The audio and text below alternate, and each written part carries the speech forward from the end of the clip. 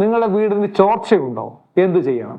ഒന്ന്, നമുക്ക് കൺസ്ട്രക്ഷൻ സമയത്ത് പണി നടക്കുമ്പോൾ ശ്രദ്ധിക്കേണ്ട പല കാര്യങ്ങളുണ്ട്. കോൺക്രീറ്റിംഗ് സമയത്ത് പ്രോപ്പറായിട്ട് വൈബ്രേഷൻ കൊടുത്ത് റെയിൻഫോഴ്സ്മെന്റ് കമ്പി കെട്ടുന്ന രീതി, അതിനുള്ള കവറ്, മറ്റു കാര്യങ്ങളെല്ലാം ശ്രദ്ധിച്ച് സെന്ററിങ് ഇതെല്ലാം പ്രോപ്പറായിട്ട് ചെയ്ത് കഴിഞ്ഞ് മുകളിൽ അതിനുള്ള പ്രോപ്പർ സ്ലോപ്പ് കൊടുക്കുക, അതേപോലെ വാട്ടർ പ്രൂഫിങ് കൊടുക്കുക. ഇങ്ങനെ ആയിക്കഴിഞ്ഞാൽ കൺസ്ട്രക്ഷൻ സമയത്ത് നമുക്ക് ലീക്ക് വരില്ല എന്ന് ഏതാണ്ട് ഉറപ്പാക്കാം. വളരെ പ്രധാനപ്പെട്ട ഒരു കാര്യം എന്ന് പറഞ്ഞാൽ അതിന് ശേഷമുണ്ട് പീരിയോഡിക് മെയിൻ്റനൻസ്. പലരും ശ്രദ്ധിക്കാത്ത ഒരു കാര്യമാണ്. നമുക്കറിയാം 6-7 മാസത്തോളം മഴയാണ്.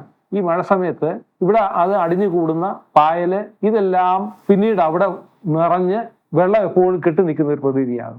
ഇത് മാറണമെന്നുണ്ടെങ്കിൽ നമ്മൾ എല്ലാ സീസണിലും ബിഫോർ റെയിൻ ഇതെല്ലാം മാറ്റി വൃത്തിയാക്കി പ്രോപ്പറായിട്ട് റൂഫ് വൃത്തിയാക്കി ഇടുക.